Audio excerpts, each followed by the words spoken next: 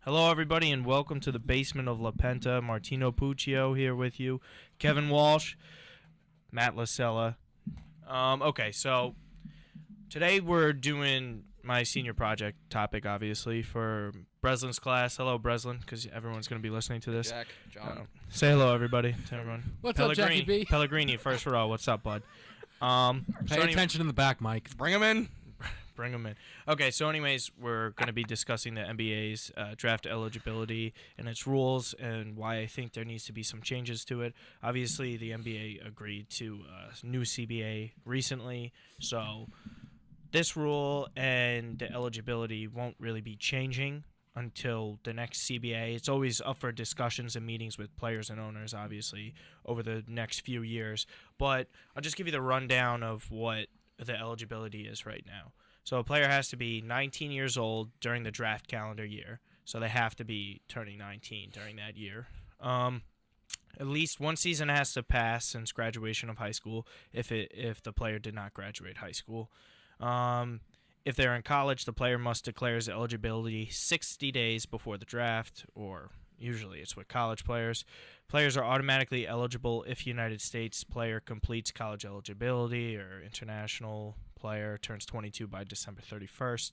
An American player who signs a contract and plays for an international team is automatically eligible by the age of 19. We're going to mention a couple players that have done that. No player is eligible for more than 2 drafts.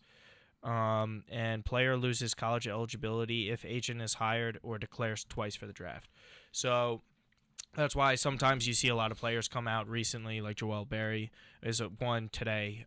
He was one that declared for the draft, and then he said, no, I'm coming back because there's no rush. So anyways, we're going to go to you first, Kev, and I want you to tell me what you think of the current rules. Obviously, this is the one-and-done era. We'll just call it that. Mm-hmm. What do you think of the one-and-done era? Do you like it? Is it good for college basketball? Is it good for the NBA? And what is your theory or other plan that you might have? It's certainly a tough topic, right, to decide what is the absolute best case scenario, because ultimately every player is different. I think you look at Ben Simmons and you say there was no reason for him to be at LSU, and he put it on full display by not attending class and dropping out of college the second his season ended. But there are some guys who I think 1 year has worked. Karl Anthony Towns is already one of the 20 best guys in the NBA at his extremely young age. However, if he came out of high school, I don't know if that would have been the case, but he certainly didn't need 2 years of school, in no way, shape, or form. Of course. So I think for me, it's certainly case dependent. If I had it perhaps my way, I think that going to college for 1 year is good for most people. However, I would say you're allowed to come out of high school. However, the NBA can decide whether you are allowed to declare or not. So, for example, Ben Simmons says, I'm declaring coming out of high school. NBA is like, of course, because you're going to go one, you're coming out of high school. But keep in mind, so everyone knows, this is an NBA rule. This has nothing to do with the NCAA. This is right. the NBA's ruling of the age. I think it's common misconception. No, that is. A lot of players are like, oh, what's the NCAA doing? Yeah. NCAA is a separate issue. So then the NBA would then decide, okay, Ben Simmons, this makes sense. Get in there, and then perhaps someone. Let me think of a high school player right now. Jared Vanderbilt is going to Kentucky next year. He's like the 14th best prospect, but he's kind of skinny. And he was like, you know what? I'm going to go to the NBA. Boom, throw my name in, and the NBA is like, no, we're not doing this. You go to college. And I think that ultimately that to me would make sense, because the NBA does have a good grip on the guys who are going to be able to make that jump right away, and those who maybe do need the year of school. And for someone like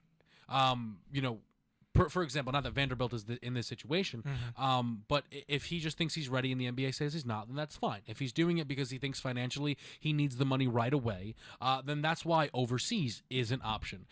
There are also the option to go play in the D League, which is not as alluring as most people would assume, but you're at the minimum getting NBA coaching to a lesser degree, but it's still NBA coaching. You're still here in the United States, which is part of it as well. That, I think, to me, would make sense. And I know you both kind of disagree, but what do you make of, at least if their high school is eligible, but the NBA decides yes or no?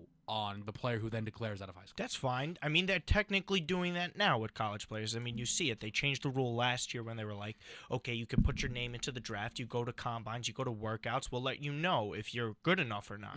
It's the same concept, except they're just younger, right? So I think that's fine. I mean, we've seen in the past with guys like Rashard Lewis when he came out of the draft. There was people telling him, Rashard, you're going to be a first-round pick. And then he dropped all the way, I think, to the second round. And, I mean, thank God for him. He had a successful career, and he was a great player. But then there's other players that are lost. I think one that I can think of all the time that one and done didn't work for was Xavier Henry. It's just one I can always think of. I forgot about Xavier Henry. Yeah, exactly my point.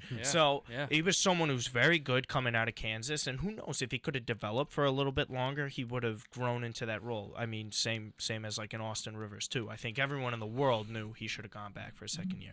But to your point, yeah, I mean, that's essentially what they're doing now, but you just suggest at a younger age, and I'm okay with that because a guy like Ben Simmons will just be wasting his time. Matt, I think there's just before. I think there are two guys though who are examples. For I don't remember his name, but it was a player who Calipari coached at Memphis, and he was tremendous. And Calipari told him, like, you have to go to the NBA. He went to the NBA his rookie year. Was very, very good. Douglas Roberts. Is that who it was? That's my guess. I don't. He stayed there in went college out for a couple of years. No, he ended up getting drafted by the Cavs. And he got hurt his first year, and he eventually went out of the NBA, but he got that first contract. And Calipari said, like, imagine if this kid came back, got hurt here. He never gets to live that all dream. The butterfly effect. I get of course, going to your but thing. I think that is relevant. The other thing, though, that I think as far as the high school yes or no idea, is I think some people might say, oh, but these schools need to know players' decisions. But, for example, right now, there's actually a number of guys in the top 10 that haven't decided. Trevon Duval and Mohamed Bamba are two guys right now who I know Duke is very much so hoping Duval chooses them. And it looks like he's going there. And I know everything I'm seeing. And I know Kentucky right now is really hoping that they're going to land Bamba. Now, those are two guys who are of the maybe they could do it right out of high school. So maybe they declare and they go through the process, and the NBA simply says you're better off doing 1 year of school. We'll see you next year. And I think that's, to me, I like that idea. That's just a personal thing, though. I got you. So go ahead, Matt. I am a big fan of the either come out of high school or 2 years in college for multiple reasons. And the big one is I think that it hurts college basketball, one and dones. I think it waters the league down to an extent because it's guys coming out and you're not even concerned, putting the whole school thing aside because everybody knows you're not getting the real education. You're taking core classes on the road with a tutor. It's like being in high school for a fifth year. You know, everybody knows that already. But aside from that, you know, you got guys that are coming in that are using college. And, of course, if you have aspirations to go to the NBA, that's your aspirations. And college you're using as your trampoline platform to get there. Yep. And that's fine. But you look at stuff like Kentucky and the amount of players that are in and out every single year, it's because it's one and done. Then you get to the NBA, and how many guys you can't name draft classes anymore because guys are in the league for half a season, get hurt, done. And the amount of people in and out of the league is incredible right now. It's that's part of it also, and I think, you know, part of me wants to say high school or 2 years because I think you go to that and you pretty much eliminate high school, with the exception of the 2 or 3 guys that you know could do it now.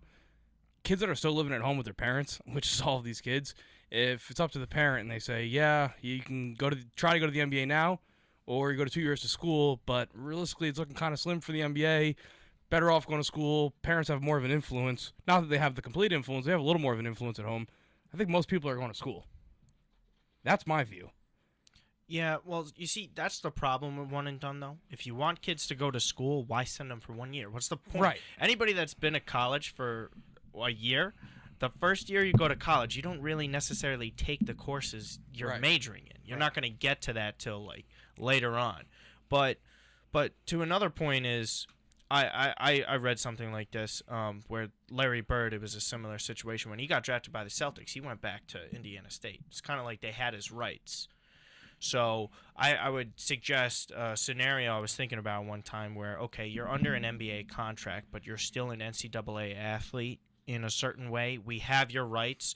We're playing you there, but then it's so complicated because then you could just say just go to the D League then. We have your rights and you wait till you get up there. And it's just a very difficult, very weird situation and scenario. But I would say if you're gonna go commit to college, at least commit for a little bit. I mean, just 1 year, it's just like, hey, you know what? Just go abroad, go to the D League, or just try and get straight out of high school. The counter argument is, hey, I'm going to the NBA. I don't need college, and I get that 100%. I mean, LeBron James didn't need to go to college. I mean, obviously. But what happens when you're in the league and you're in Brandon Roy's situation? Now Brandon Roy's, I think, coaching, right, or whatever he's doing, and that's great. It doesn't work out for everybody that way, and that's part of life. Nothing is going to work out the same for everybody. But I think my other thing is guys are very full of themselves nowadays, and everybody thinks that, hey, I'm ready to go, and social media has a lot to do with it. It does, and I saw an interesting tweet the other day also that said, hey, if you don't get invited to the draft combine, it's for a reason. Don't go to the draft. Go back to school. If you don't get invited, you're already not on their list of people that they're looking at. Don't even bother. And I think we've already seen, you brought up Joel Berry. It's a good example. More and more people will start going back to school. Hopefully education gets valued a little bit more. Obviously, there's the one in no, like you said, Towns. No reason for him to go back to school, and honestly, maybe not even a reason to go in the first place. Big fan though of high school or 2 years. It's not worth it for the school, the money, the scholarship money and stuff. You're coming for 1 year. I don't know. I don't like it. I think too, it's like another player development thing. Well, look at Jimmy Butler. Jimmy Butler went to school for a few years. Even then, got to the NBA. It still took him a couple of years. It's all about time and development. Like when you're in the NBA, I don't know if you ever saw the Kenyon Martin thing on Speak for Yourself that I was talking about. He was a guy who came out of high school too, and he was mentioning, he's like, here's some of the problems that you have when you come out of high school or you come out of college early. You don't know all the small things that go into the game, like how to correctly chase someone down on a block or the box outs. A lot of people have problems with AAU. They've said it over the years, like, oh, this and that. They don't teach them how to play team basketball. It's all like one man stuff. What do you think about that? How valuable do you think college actually is for players that don't go to like a Kentucky? I think this is one of the things, right? The decision on this rule only impacts a handful of players. The Jimmy Butlers and the Joel Berrys are going back to school because they're not good enough, and they know that they're not good enough. There are, every year, X number of guys that fit the description, fit the bill of people who this rule actually impacts. The players who could maybe get out of high school, but certainly in 1 year of college can do it. The one thing that I will say is I do think that college basketball can give you a really, really good idea of what the NBA is like, and not as intense. You still have people watching over you, I think, to a larger degree at the collegiate level, surely.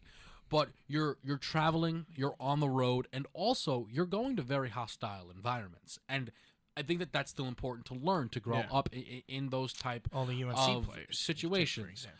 I do think, though, and this is the one thing, and I'm not sure if I'm right on this, but I actually think that the high school 2-year rule might end up doing more damage than good. And I understand why you think it would be good. I very much do.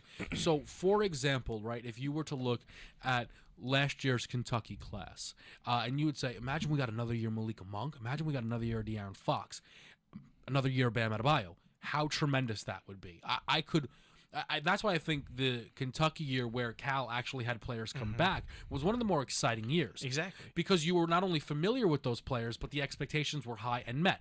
Wait, really quick, what a point with that, too, is that think about all the other teams, because you're not going to be getting the number one recruits also year in, year out, right? So there's like a 2-year gap. Disperses them out. Exactly. Makes so more that of an even means playing field across other college. top players are going to other top programs, meaning if they can do a good job with freshmen, too, then that means a bunch of good teams. Big part of women's basketball. Teams are, that's why the UConns, you don't come across them, because you just can't put that much talent on one team. Everybody's staying all 4 years. Yeah. There's Washington, Kelsey, they're all over the place. So the reason why I say, though, I think it could maybe end up doing more harm is I think this might force top guys to not go to college. And I think that is risky. Ben Simmons, for his time at LSU, for the most part, was for not only college basketball fans, but for NBA fans, was must-watch because you were hearing the comparisons. You heard Magic, you heard LeBron, you're going to turn on the television. Reality is, if you told Ben Simmons, and there's no disputing this, Ben, you have to go for 2 years, sure, high school's an option. Right. But, he would have just came out of high school. I do think, though, for a guy like De'Aaron Fox, Malik Monk, Bam Adebayo, they needed 1 year of college.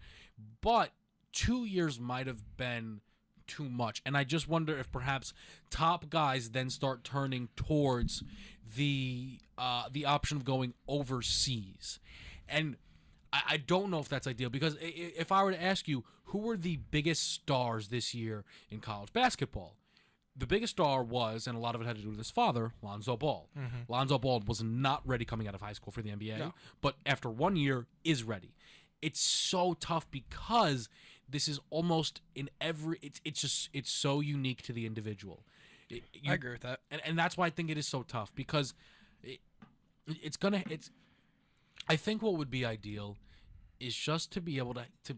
You mentioned it, everyone's so egotistical, and with reason. Could you imagine the entire time you've been alive, you've been the best player at basketball that you've ever met? Because that's the case for a lot of these guys. So now all of a sudden, how is someone going to tell that type of player that, hey, you'd be better off going back for another year? One guy that comes to mind is Daniel Orton, if you guys remember, from Kentucky. With all of those guys. I think it was him, Boogie, Bledsoe, Wall, and Daniel Orton threw his name in. Well, you were still seeing it with Frank Jackson. I mean, Frank Jackson doesn't. That's the get Trevon Duvall at Duke. That's part. I know it's what Coach you're K's, but it's that type of thing. It's the rest of the team is going. And you're gonna go to. Yeah, it's like it's makes too much. But prior to the season, Jackson was getting some hype. He's like, this guy could be late teens, early 20s. Yeah, but then you got to look at how the rest of the year. No, of course. But I'm saying, but if he's hearing that before he even steps foot on a court, and he was the first freshman out of all of them to play, and he was playing pretty well. I think Orton's a good example of that because I think Orton played 1 year in the NBA as like a third string center, and that was it. He went to the Magic. I don't know if you ever saw the light of day on the roster. Right. I just think if there was a way to really get a grasp on these kids and their outlook as to what's next for them, and it is so hard though to be one of these rule. It's whatever the hell you want to go out, go out. It's tough though for these coaches to be able to say, I need you to come back, because I'll tell you this much, I do think that for some coaches they would manipulate, and I'm sure that there are some coaches that do manipulate. Still get away, that say, man, I don't know where you would go. I don't know. Like, for example, I am not sure. I would guess that Coach K, when he spoke to Kyrie about leaving, was like, Ree, I'm not sure about this, man. You played 11 games. You might be better off coming back.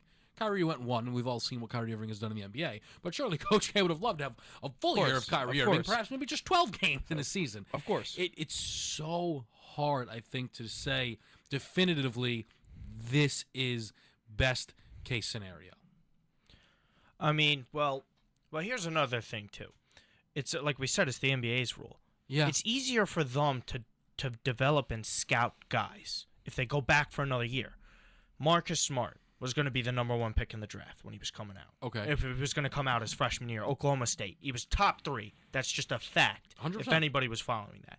Look what happened. He waited a year. It's not to say, but they kind of figured out the kind of player that he was going to be. They realized he did have shooting flaws, and there was the temper problem that happened with the one fan. I mean, not to say that he didn't have the right to lash out or not. That's a separate story. But it allows you to develop guys better and to realize, okay, maybe this guy isn't as good as we thought he was because he did great his freshman year. It's a maturity thing too, because you get guys that, Karl Anthony Towns, there's no off-the-court issues, there's no on-the-court issues, seems like a well-rounded guy and all that, and he's being successful already.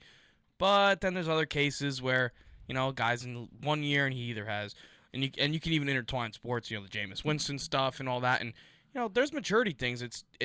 I mean, Ben Simmons, you're right, you're not even going to class yet. The core classes are the easiest thing to go to. Those are the ones you should be going to, And so you're not even doing that. So now you want to put that kid on campus for another year?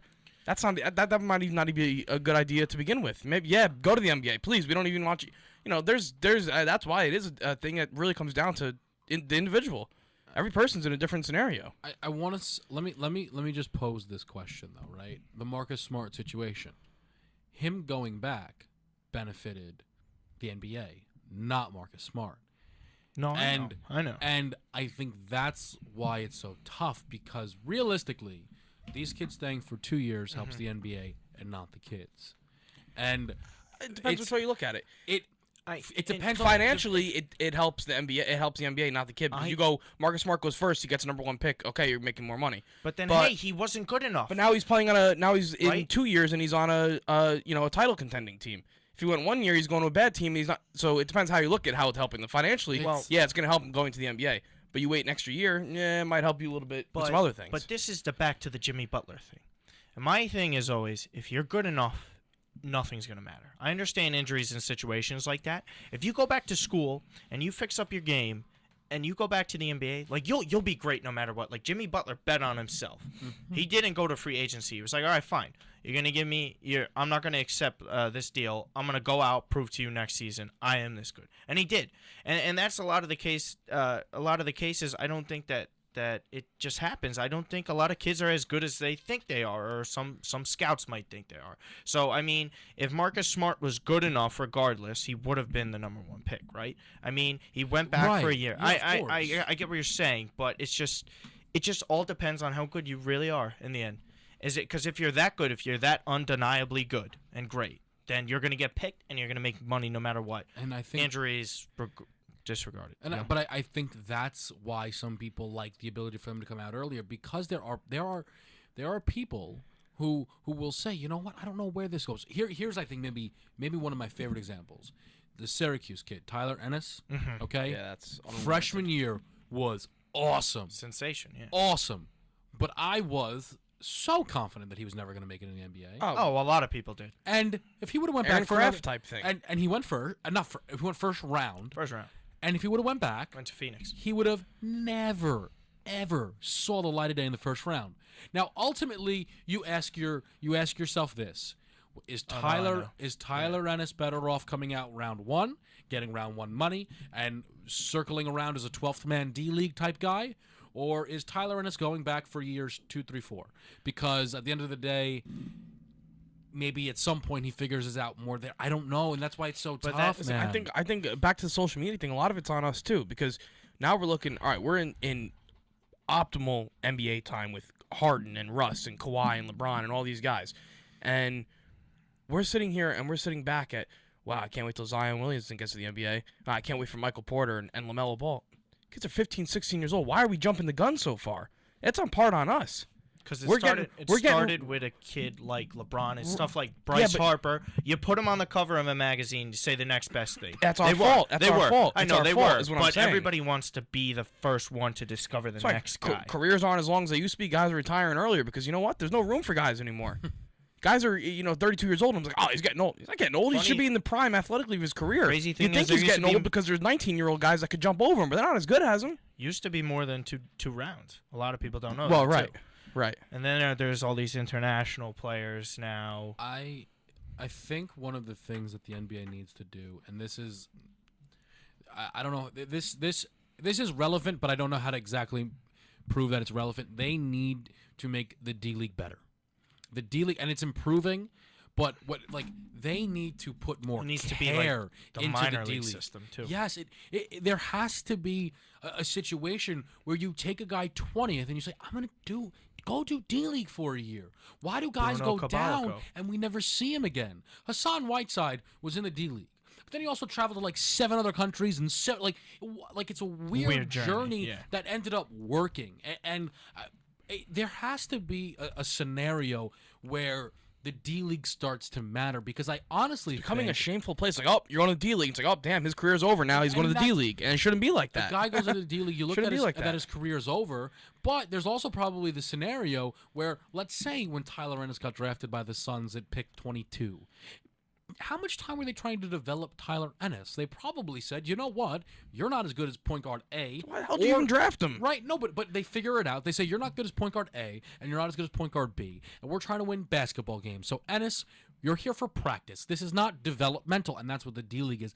Like, that. It's because... This style of play is awful, too. They chuck up Brady Heslop is considered one of the best players in the D-League. And what does he do? Well, he does his chuck up threes. He's not. Is that like to your point? They're not really developing. I heard someone say one of the biggest things that makes the D League so difficult is nobody wants to be there. The coaches want to be in the NBA. The players want to be in the NBA. The broadcasters are trying to get to the NBA. They're more developing guys to go play overseas. You look at the guys that have played in the D League. Jordan Crawford is a good example, and then goes overseas, chucks up a billion shots, scores 80 points, and now he's back in the NBA.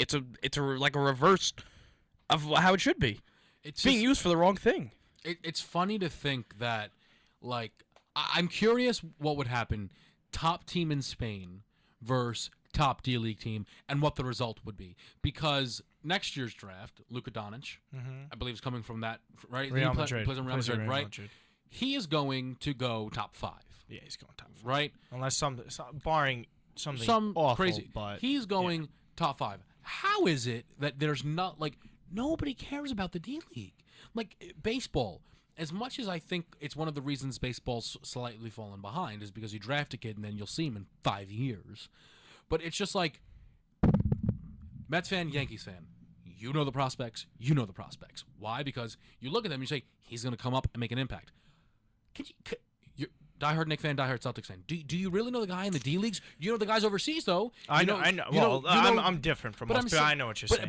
But there's a better chance of knowing Zubic and Gershon Zizic and Yabusele. I know them, sort of, like, too. It's just like you're better off knowing all these guys overseas. So the D League isn't an option for these guys either. They're more mysterious, too. Because a lot of the guys in the D League, you've seen them play in college. You kind of know where they are.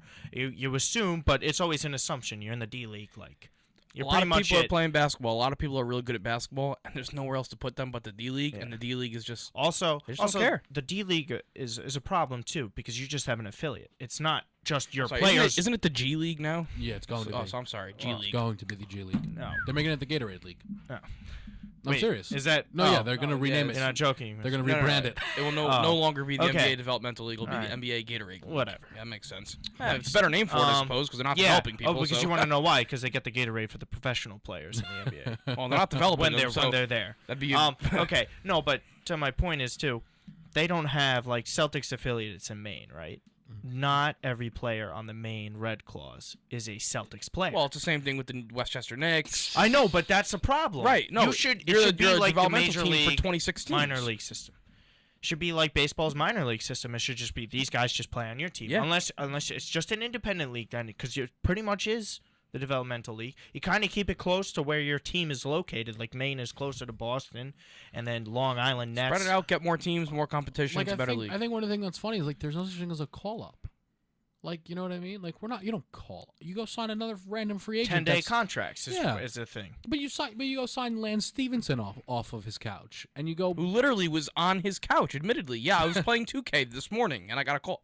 All right. Like, there's no look towards the D League, and I think maybe that's one of the problems, because a lot of people want this rule to be fixed because they believe players are coming in underdeveloped, and that's fine. But if you bring a guy in after 1 year, and you go through camp, and you go through the summer league, and you say, this kid's not NBA ready, fine, bring him down to the D League and groom him and make him ready, and we'll see him in a year. But maybe we'll see him at the halfway point. My final thought on that, people are coming out one and done. The problem it's causing, I think we can all agree, Lance Stephenson should still be an NBA player consistently. If he's coming to a team and making an impact in the playoffs, he's still an NBA player. One and dones are ruining the league, because now the young guys here, and guys like Lance Stephenson are out of an NBA job after he's been successful in the playoffs. I don't know if I would say young guys are ruining the league. I think there's a lot of GMs who have a bad mindset of they don't know how to scout. There's a lot of people that are conceding. This is the thing, and this is to me one of the big problems with the NBA. If I were to say who has a chance to win the title, who would have a chance to win the title, we would list 2 teams. If you're crazy, you'd name the Rockets as well in the group, right?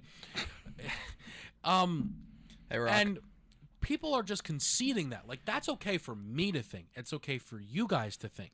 But that's not okay for the X team to think. It's not okay for the Atlanta Hawks to trade Kyle Korver to the Cleveland Cavaliers. And to me, it was clearly represented in a poll where it asked, if you were to build a franchise around one player, whom would you choose? And Karl Anthony Towns received a majority of the votes, opposed to LeBron James. The reality is, if you want to win now, you pick LeBron James. And every GM's ideal scenario shouldn't be Get rebuilding. younger. It's always get younger. Oh, we lost 2 games in a row. Yep, get younger, start over, start fresh. But that's not too easy to do. It's not the player's It's too easy to fault. try to do. That's why everybody's doing it. Yeah, but at the same time, how many guys? The whole point of It's it. a sexy thing. Look to the draft. Well, yes, but how many times, aside from this draft, because a lot of people think there's going to be a lot of stars, how many guys are you actually going to get like that? How many Kevin Durant's, or I don't even consider, I think it's just like there's a few guys on that one level with like Harden, Curry, LeBron, Durant. I think there's other players that are like a step below. I think like Kyrie, guys like that are a step below. Yeah. Right? Okay. How many guys like that do you really find? Steph was great development. That just happened. And Like it took props to him. time. No, exactly. But that's just one guy. How many guys like LeBron, KD? I mean, no one thought Russ would be this good either when he got drafted. That's a fact. Took time. But seriously, like how many guys do really come around like that? You know what I'm really interested to see if the NBA starts creating almost systems and drafting towards their system, similar to how college will recruit towards their system, like when they take the quarterback, or even in the NFL, you might take a player Like that when we get that hundreds of fits your transfer system. guards. Oh yeah, like the Steelers always get a hard-hitting guy. Right. So like We get transfer guards from JUCO. they're all 6'4", That can run up and down the floor. I gotcha. Perhaps, right, we might see. So the Spurs they're always picking the international guy that they're expecting to hit on, right? Are the Rockets going to now Go the consistently analytics. see if they can figure Yeah. out where's Ryan Anderson, where is Lou Williams, and where is Yeah. James Harden? Absolutely. Right? And are the Warriors now saying, where is Steph? Yeah. Because honestly, like, and people will say, you're not going to find Harden, you're not going to find Steph Curry. There are people. That's a You will. sports thing. It's a sports thing. But the thing is, there are people who do believe / admit It's a philosophy. Curry is, to a degree, a product of the system that is ran in Golden State. There are people who You believe say it about Kawhi. They They're- say it about every. that's the like. How many players in the NBA do you look at and you They even say that about Tom Brady, too. That's the thing. Yeah. They say you mentioned they say about Kawhi. They say it about Curry. But that's- they say it about Harden. But that's the whole thing about coaching too. You put your players in the best situation for them to succeed, and there's nothing wrong with that. But I get your point. and I think maybe that's one of the other reasons that guys are flopping out of the league is because they're just drafting people without necessarily a plan. And that's why That's what's I in like the team's best interest, not the player. But that's why Lonzo Ball's valuable. Because he can play anywhere. Not just that, but now he is maybe not We your think best that. He hasn't player, got there yet. but he is on his own. He's a style. Like UCLA, if they can, just consistently try to build that. Like someone is going to try that. Absolutely. And next year they probably won't be able to do that because Jalen Hands is their point guard and he's more of like Russell Westbrook. Like I'm just going to score the ball and those type of things or whatever. But like I got you. if the Lakers end up with Lonzo, they're going to now have a system that requires the ball in his hands. Everybody's running. Give me a score first, shooting type guy. Give me a 3 that can play defense and shoot threes. Give me a big that can run the floor with me and catch lobs. And give me another big that can stand out and hit the mid-range. And if he can hit some threes, swell. This is what I'd like to, not that I'd like to see, but you don't always get, LeBron is not only a system, he's a dynasty on his own. There are records that are held by LeBron and the Boston Celtics when Bill Russell was there, by LeBron and the Spurs dynasty. Like, he is his own dynasty. That just doesn't come around. If I were to name to you the 5 best players, and I name LeBron, Durant, Kawhi, Harden, and Curry, and if 3 of the 5 are to a degree a product of a system, then create a damn system and stop just going, okay, what do I need? Well, that's why they created the triangle. Seriously. No, seriously. That's how it came. It's like we have these players here. We need to figure out what we can do with the guys we have It's a to make trendy us league. It's a successful. trendy league. Also, I mean, a lot of teams don't have plans. That's why everybody plays small now. You could tell with Jason Kidd and the Bucks, they have a plan. You could Yes, literally yes, tell by the yes. way they draft. Yeah, exactly. Look at the way they draft. Exactly. Everybody's It's going towards lengthy, this now. Everybody's lengthy going guys towards that are this. positionless. I mean, Chris Middleton's obvious. That's a shooting guard. But You got a guy like Greek Freak. You get Tony Snell, who they traded for. It was so obvious what they want, and even in San Antonio now, I mean, Pop adjusted. It's not always what they used to be like, but they made this pass and go offense that, like, we're chucking up threes. You could even see the Celtics too. It's an uptick in threes taken these past couple of years. I don't know if you've seen anything about that. This year they took more threes than they ever did ever. Sure, And then that's a crazy thing. And that's part of the league, the more threes. But that's the thing. It's just like when people consistently are saying that Giannis Antetokounmpo, that's probably not right, but Giannis. Wow, that was Giannis Antetokounmpo. Jeez, all right. That's my best bet. That's my. I'm right. sticking with what I'm. You're a color guy, man. I was expecting a little better than that. All right. Yeah. Giannis is to be the heir to the throne, and it's because the Bucks have a plan. The Bucks are taking Giannis. Why? Long as all hell, we'll figure it out. Thon, okay, so if that guy hits, then they might It's end up looking like he is. and they might end up with two top 10 players. And then they can trade Jabari too, because it, like, you don't He know. doesn't fit anymore then. But Jabari can still fit. They've literally played better without him. Well, As sad as it is to say. I would just say that they're better off with Middleton than Jabari. I know what you mean. Because it was a trade-off. It's not as if they had It was, Middleton the whole time. but still, I mean, just the whole style of play. One guy. But there's also a scenario where Jabari now, because of his injury history, doesn't even command a big contract, and they're bringing in Jabari Parker, a former number 2 overall pick, and he doesn't even top need his recruit. athleticism to be effective because And he could can- shoot. Could he not be a tremendous sixth man for that team? Yeah. Somewhere down the road Of when they're course. actually trying to contend for titles. I think it's going to be. I think they probably. Well, also the NBA is just about stars too. Like back to what I was talking about again. Well, this was We're- originally draft eligibility, draft but now eligibility. whatever. No, but it's a still, podcast now. It's all still relevant though. That's the It has thing. everything to do with it. Because we're trying so hard to fix something that might not actually be the problem. The game's evolving. The game evolves, and people are having a hard time understanding that. But that's why teams are faced with dilemmas like the Suns are this year. I think the Suns have the biggest dilemma out of all the top teams that'll be picking. Because we talked about it. I did mocks separately with the both of you. What happened when the Suns get number 2? Do you really pick the best player like Lonzo Ball, figure everything out with Devin Booker and Marquise Chris? Or do you pick Justin Jackson, who you think, like, oh, we need a small forward, so we're going to put him there? That's the dilemma, and a lot of teams don't know what they're doing, a.k.a. the Knicks. I'm sorry, but like It's you think back at the Carmelo trade. Why trade for a guy that's going to sign here anyways and a guy who doesn't fit with Amari? It doesn't work. Your spacing doesn't work. And that's why I didn't like the Bulls that much coming into the season. I mean, obviously they played better down the We stretch. ripped on the Bulls early. We did. We're like, yeah, they're but going to be last in the league in rebounds. They think they have 3 shooters, but none of them can shoot threes, no, and they're they designing their did, team they around couldn't that. shoot threes, and Yeah, they did. well, they but didn't, but they designed their team around it. I know, yes. It didn't make Forget sense. the and Bulls. yeah, but then that's a lot of things. But to a quick analogy, too, it's getting back to your philosophies. The Yankees. What are the Yankees doing now? Get the young hitters up. We're getting our prospects. I was tweeting about it for years, talking about it to all my Yankee friends. Like, guys, you guys were the best. That dynasty was the best because you had a mixture of young, talented hitters, and then you signed the free agents afterwards, and then nobody could beat you. Mm-hmm. Same thing with the Mets. The Mets didn't win for a while. How good were the best Mets teams? What was their go-to thing? Pitching, right? Mm-hmm.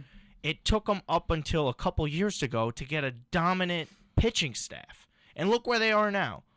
A lot of teams don't have that philosophy. Like the Jets, like clueless all the time. Like you really like the Browns don't know what they're doing. It's reaching at straws. And that's what I think happens with a lot of these picks. There's not a plan, and I think a lot of people are drafting with fear. I think there are people who are a combination of scared to miss, and there's all this potential stuff. Look, man, at the end of the day, there are people who have been ripping the Celtics because if not for a Rondo injury, they were going to lose to the Bulls in the first round. I think that's fair. If not for I say it. Okay, I have no problem saying it. but at the end of the day, guess what? In 5 years, the Celtics are still one of the 2 best teams in the East. In 7 years, they're probably still one of the 2 best teams. Jaylen Brown might be hitting his prime in 7 years, or in his prime. In 7 years, he might be their 3rd best player. And he might be a really good 3rd best player at that. Like, if he keeps developing, like, you know what I'm saying? This is going to sound like absurdly high praise, but if things hit, they might walk into what the Thunder did in Harden, Westbrook, and Russell. Yeah. And guess what? Since people watched them mess that up, that's not going to happen again. No. So... Because they traded the wrong guard. The Celtics have a plan. And you can crucify them all I've you said want it. because you don't think that the plan is yours. If it were up to me and I were in charge of the Celtics, would I have tried to add a piece? Sure. But at the end of the day, what does it matter if you're Won't do about to anything. walk Yep. into a top 4 pick in the world's most loaded draft? Okay, so that's a star. And then next year, you have again the next pick in a draft that is absurdly top-heavy. Mm-hmm. With bigs. They need bigs. It's okay. You don't have to go sign Boogie. I love Boogie. I think they'd be better off with Boogie. But that's okay, because at the end of the day, there's a man with a crown at the top of the East, and he's not going away yet. Yeah. But not even that. It's a contract thing, too. So say, by the time those young guys you draft are ready for their first big contract, the books are coming off for Horford and Isaiah. And it works out. That's why that's going to be fine. That's why a lot of teams aren't as patient as they are. I mean, and then with the Thunder move, I've always said they traded the wrong guard. I always thought Harden was a better fit with KD than Russ was with KD. And I know they were great. And don't get me wrong, Everybody tried to knock KD and say, "Oh, KD left because he could." KD, no matter where he's been, You're now KD's in biggest two places, supporter, I know. And how in good two you think he places, is. he's one of the top 5 most efficient players ever. He had to play with Russell and was still shooting 50, 1,000, and get it. I mean, I don't think it's too soon to say he's probably the greatest scorer ever. He's a I think skill it's a set. little soon to say it, maybe not. Skill set wise, He's the most. He's a skilled- bio- he's the made most athlete. complete scorer ever. Yeah. Is that fine? Yeah. He and LeBron both were made in test tubes. They're not real people. Kevin Durant is a 7-foot guard. It doesn't make any sense. And one of the Doesn't make any things sense. that's tough though is to really just know exactly what these teams are going to do because they don't know. And nobody should know, to be honest. Yeah. Yeah. Okay. I So, but You have what to have about a the lottery? you have to Do have a think draft the plan. You lottery have is to have a bigger draft problem, plan. too? You have to have a draft plan. I'll tell you what. Obviously. I'll tell you what. I like the lottery You do. only because it's exciting, and I'm just like, wow, I have no idea what's going to happen. But do you think it affects Ultimately, the league at all? It's terrible. If it hurts, yeah, It's okay. so stupid. I think it is. You're encouraging tanking. I'm just convinced that someone's like, this is how It we is. get people It to is. stop tanking. No, because now teams like the Bulls were rewarded for being just bad enough to slip into the lottery and stole Derrick Rose from the Miami Heat. And guess what? If that doesn't happen, LeBron never goes to the Heat. And if that doesn't happen, Durant never goes to the Warriors. Your super team problem is a product of your stupid-ass lottery. What about this? Celtics' highest lottery percentage in NBA history. Tim Duncan draft. Duncan doesn't go to the Celtics. That completely changes the complexion of the league forever. And it's even the Knicks with the frozen envelope with Patrick with Ewing. Ewing. It's just stupid because you can get teams stuck in a rut like the Timberwolves were for a while. How long were the I think they have the They're longest just running on a playoff treadmill. drought. They're just running on a treadmill. Yeah. This Do is- they have the longest playoff drought in the NBA? I Who? think they They might. do. They do. Timberwolves playoff appearance. I believe so. But They do. this is the other thing. People are consistently saying, one, the West is so much better. And two, I can't believe how these teams are bad for so long. You do realize that that has to do with your dumbass lottery. Because reality is the Nets are terrible. And let's give the hypothetical that the Nets have their pick. They would have. Sorry, they would have had Anthony. Oh no, the Bobcats would have Anthony. They should have had John Wall. John Wall, Derek Favors. That's the difference too. In that draft. Like the Nets, though, deserve the number 1 pick because they were the worst team. Like, could you imagine if the NFL had a lottery? And the Browns And could have. Patriots somehow, this is what it would be when the Cavs hit 2 years in a row, right? And you get Wiggins, right? And you have Kyrie and just all the things. think I mean, they the had Anthony. 3. Was No, it they 3? had 3 and like 4. Yeah, like They 3. won- The Anthony Bennett. I don't even know how that. I don't even understand. They're like, all right, we have to draft somebody bad now because we've been too good. Let's draft it. Yeah. Imagine that. The Patriots are getting the number 1 pick in the lottery. Imagine that. But so let's Imagine not that. even, let's not even The Indians. say, Oh, the Indians got the number 1 pick this year. They're taking whoever the hell the best. College baseball. But don't even. But because it doesn't even expand that far. Like there's if they just use the teams that didn't make the playoffs. So that's the first 20 teams that didn't make the playoffs. Imagine the scene if the Denver Broncos had the 1 pick.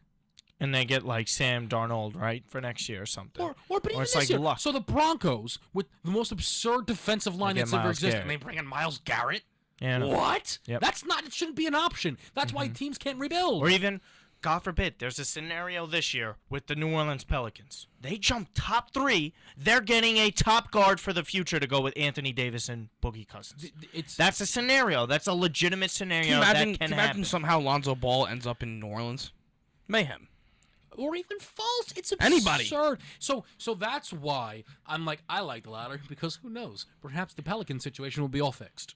But like ultimately, come on, what are we doing? What are we doing? But quick question for both of you to answer, so we could just end this like draft part.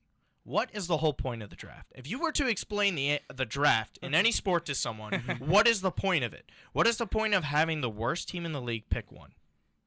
To allow them to not be terrible anymore. I mean, I don't think there's any further Make it explanation needed. And make what it does the more NBA competitive. lottery do? That doesn't even guarantee that. Of course, and that's the problem. That is, and that's aside from the whole eligibility. NBA has a lot more problems than people actually think.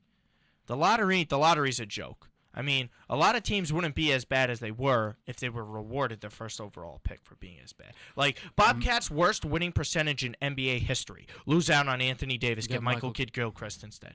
That's incredible. That's incredible to think. And then what you'll hear is people will make an argument, okay, well, don't be bad. Damian Lillard was in that same draft. You could have had him.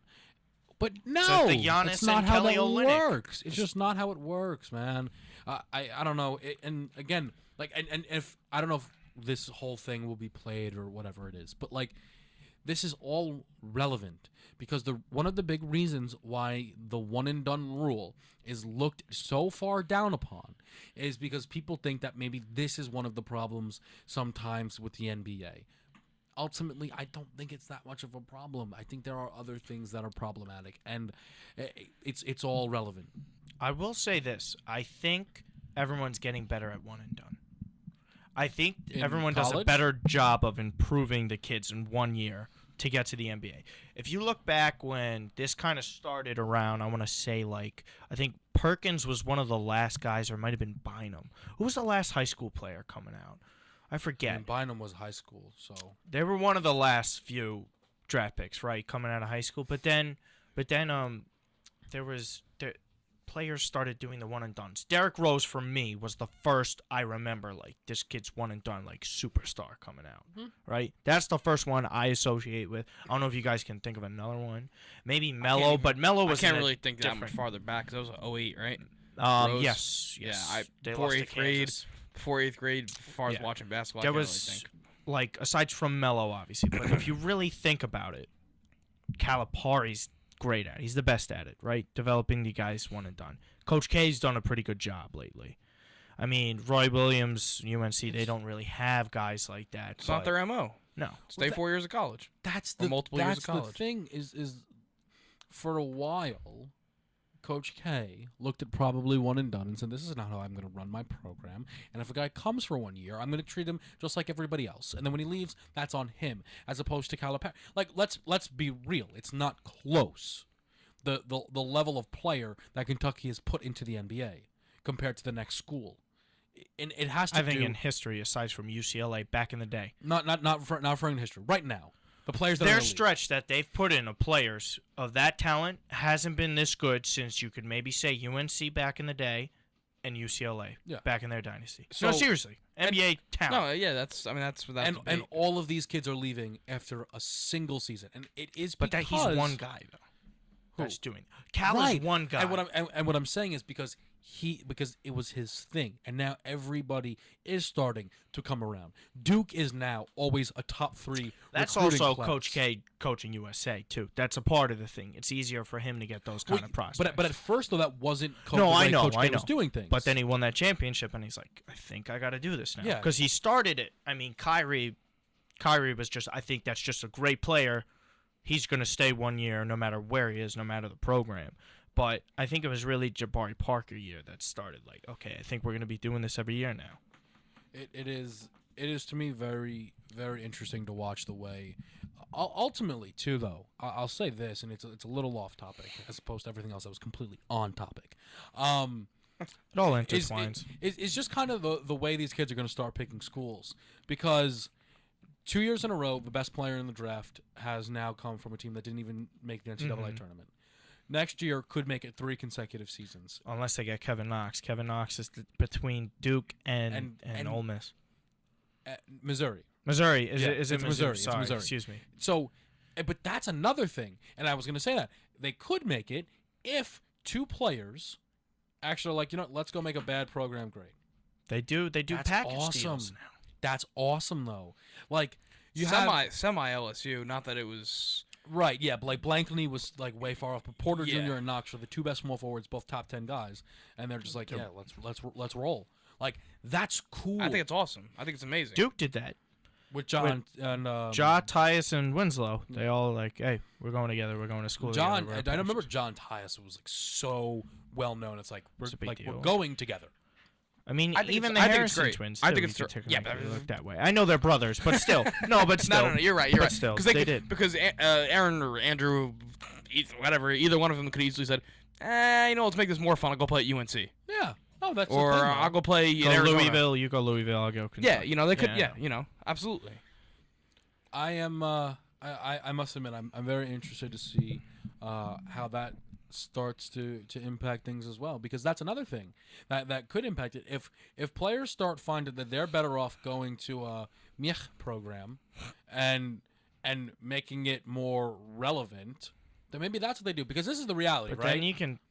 Yeah, go ahead. No, if let's just pretend the Nets had their pick, who would the Nets be better off with? Forget how much better you think Fultz is than Ball, but Ball's coming from a scenario where he is accustomed to winning consistently.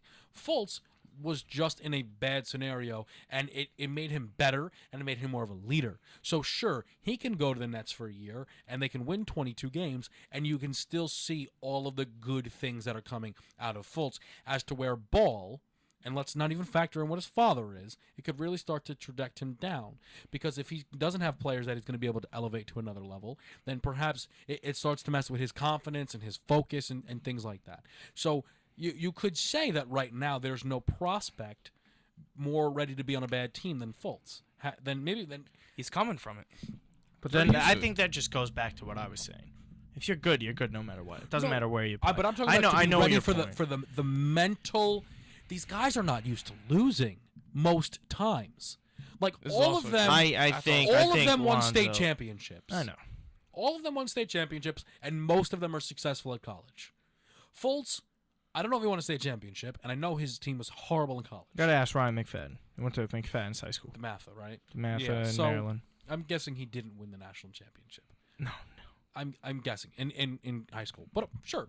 Like it's just overall, there's a lot of things that are starting to shift, and when they make this new rule, it's going to shift things even more so. And I bet you, if they do make it high school or 2 years, then you're going to get way more package deals, because people are going to be like, I like these guys. All right, let's go to battle for 2. I like that. All right. Well, that went longer than I thought it would. So That's a I'm lot of editing. I'm gonna for have you. to. I'm just gonna go Splice. 10 minutes. Cut it. The first 10 were delete. fine. No, the first 10 were fine. I don't That's even it. know- That's all I really need. I'll upload I feel like this I as got a full lost at video. some point in between like the 18 and 33 minute mark. Because this is it's a very big topic. This thing you can go on for hours about it. It's very difficult. So I'm not even gonna do the wrap up in this because there's no point. Because really, I mean, we've been here a while. Did Michael Porter get drafted yet?